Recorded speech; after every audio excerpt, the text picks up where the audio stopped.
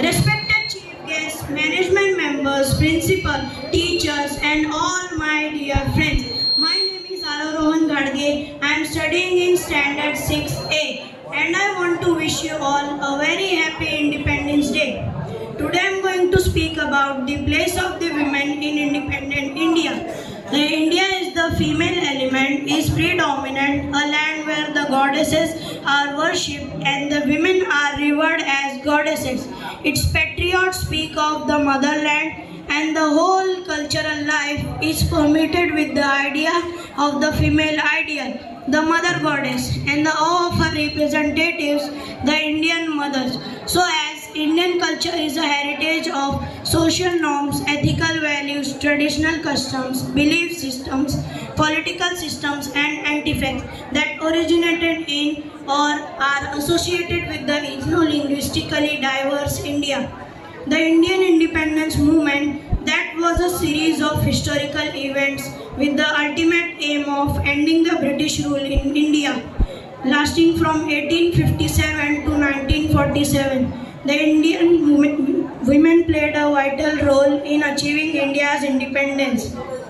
After independence, numerous women continued to contribute to the movement through military leadership, political leadership, and social activism.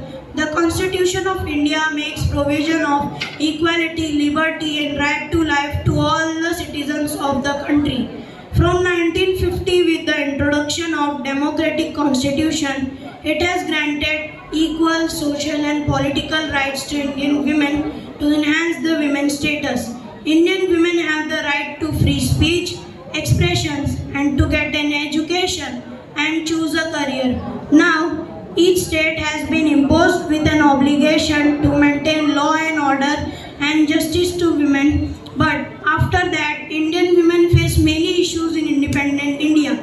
They face gender-specific violence on a daily basis, and the women in rural areas are more likely to suffer than those in urban areas. The government of India is focusing to uplift the status of women so that different rules, policies, schemes are making in India that is the women empowerment friendly. We should take an oath on this great occasion that is, we must change the cultural, legal, economical, political, social and educational status of Indian women. With these changes, transformations also come about in the status of women. It creates an environment to make India a powerful country. At last, I want to thanks to everyone for giving me such a wonderful opportunity